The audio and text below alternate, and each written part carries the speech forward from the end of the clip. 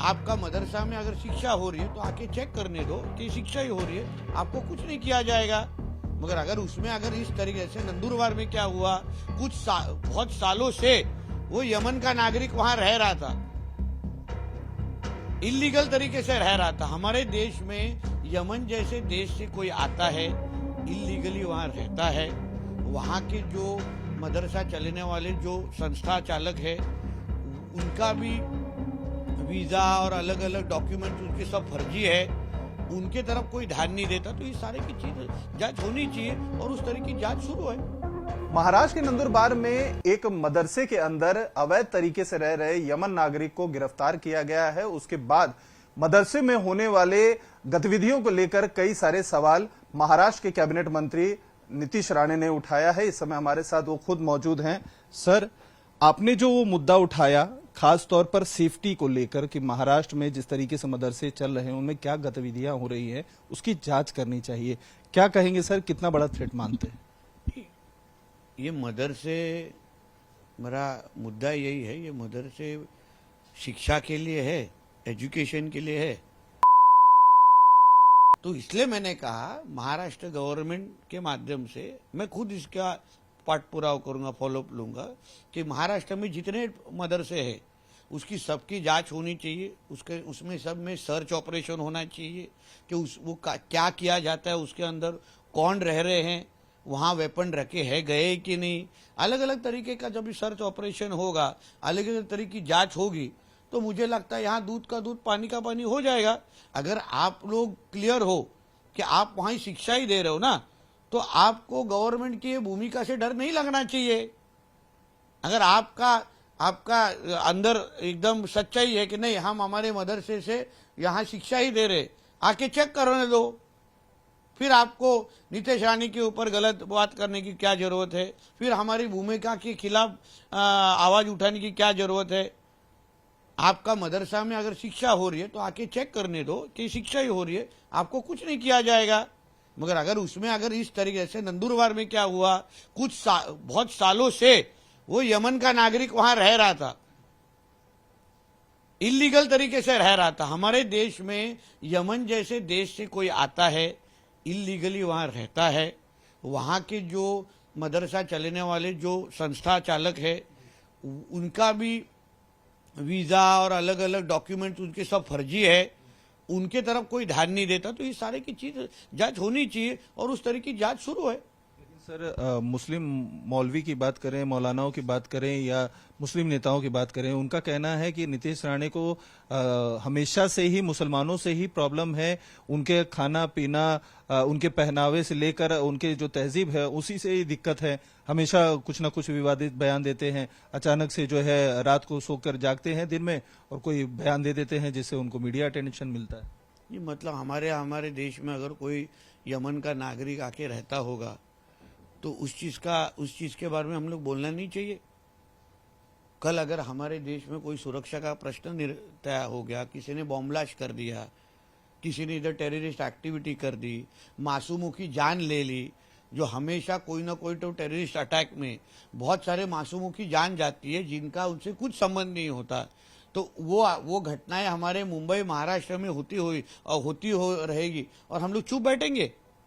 आज हम महाराष्ट्र की सरकार, ये हिंदुत्ववादी सोच की सरकार है, हम इस तरीके से कोई भी गलत गतिविधियों को हमारे महाराष्ट्र में चलने देंगे नहीं, ये हमारी भूमिका है।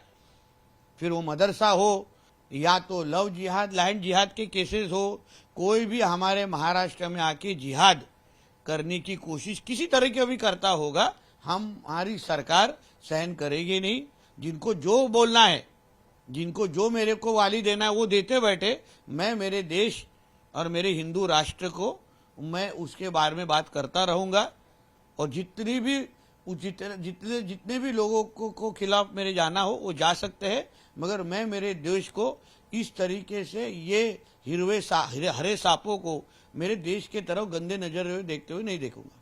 सर, लेकिन ये भी कहा जा रहा है कि आप अगर जांच करेंगे तो जांच के लिए तो हजारों की संख्या में मदरसे महाराष्ट्र में हैं। अकेले मुंबई की बात करें तो लगभग 1200 जो है मदरसे मुंबई में हैं, रजिस्टर्ड और नॉन रजिस्टर्ड। तो क्या हर जो है मदरसे की जांच की जाएगी एजेंसीज के द्वारा?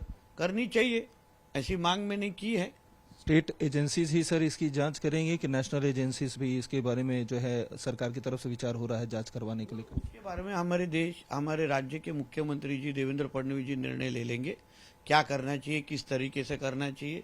अभी मेरे कानों में आया है जो नंदुरबार का जो मदरसा के बारे में हम लोगों ने आवाज़ उठाई थी, उसमें सेंट्रल एजेंसीज उसके बारे में इन्वेस्टिगेशन कर रही है, कुछ दिनों से कर रही है। देखते अभी हमारा इतना ही है कि नेशनल सिक्योरिटी के साथ, देश के सुरक्षा के साथ कोई भी कॉम्प्रोमाइज नहीं होना चाहिए। सर महाराष्ट्र में अभी मदरसे के अलावा एक मुद्दा जो रह के समय समय पर जिसके लिए आवाज उठती है, अवैध तरीके से जो लाउड स्पीकर मस्जिदों पर लगाए जाते हैं, उसके नॉइज से जो होने वाले पोल्यूशन है उसको लेकर लोग परेशान रहते हैं। समय समय पर उसको लेकर आवाज भी उठती रही है। अब किरीट सोमैया जो है बीजेपी के जो वरिष्ठ नेता है, उनकी तरफ से कुछ शिकायतें भी की गई हैं, तो सरकार की इसको लेकर क्या पॉलिसी है? हालांकि अभी पिछले महीने ही बॉम्बे हाईकोर्ट से कुछ गाइडलाइंस भी आए थे, आदेश। देखिए हमारा देश ये डॉक्टर बाबा साहेब अम्बेडकर जी के संविधान के माध्यम से चलने वाला देश है। सरल स्पष्ट है, यहाँ कोई शरिया कानून लागू नहीं है।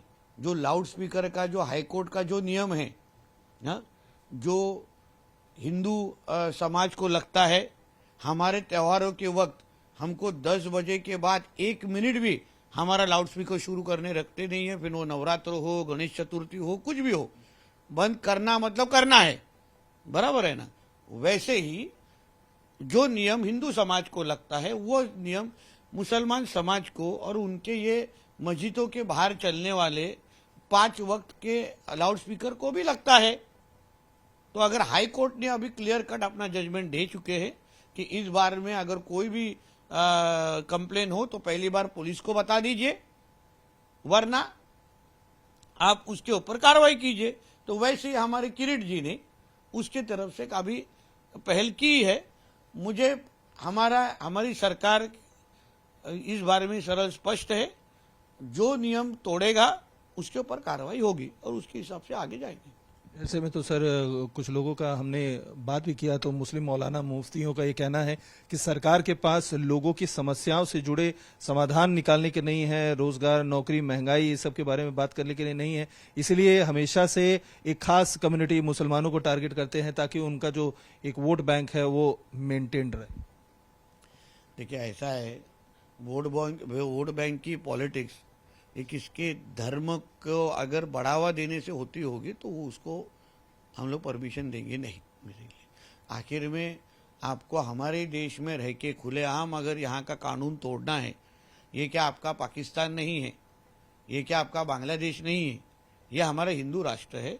और इसलिए हमारे हिंदू राष्ट्र में मुझे ऐसा लगता है हम सभी को जो नियम सबको लगता है वो हमको भी लगता है और वो उनको भी लगता है, इसलिए उन्होंने भी नियम पालना चाहिए। आखिरी सवाल सर, जो मुद्दे आपने उठाए हैं, समय समय पर आप इन सारे मुद्दों को उठाते हो, तो क्या अब चूंकि आप कैबिनेट मिनिस्टर हैं तो आपकी जिम्मेदारी ज्यादा बढ़ जाती है, तो इससे सख्ती से निपटा जाएगा जहां कहीं भी आपको कुछ गड़बड़ी नजर आती है? जरूर, क्योंकि हमारे मुख्यमंत्री जी और हमारे सरकार इस बारे में बहुत भूमिका हमारी स्पष्ट है कि नियम सबको ही वैसे ही लगना चाहिए। इसके लिए मुझे ऐसा लगता है कि सरकार की तरफ से जो हाईकोर्ट ने और जो न्यायालय ने हमको बताया है, जो कोर्ट ने हमको आदेश दिए है, वो सारे का सारा पालन होगा। बहुत बहुत शुक्रिया। तो ये थे कैबिनेट मिनिस्टर नीतीश राणे, जिनका साफ तौर पर कहना है कि महाराष्ट्र की सुरक्षा हो या देश की सुरक्षा हो, उससे कहीं कोई समझौता नहीं किया जाएगा। जहां कहीं भी हमें गड़बड़ी नजर आएगी, राज्य की एजेंसियां हो या केंद्र एजेंसियां हो, उसके ऊपर कदम उठाएंगे और सख्ती से ऐसे लोगों के ऊपर कार्रवाई की जाएगी।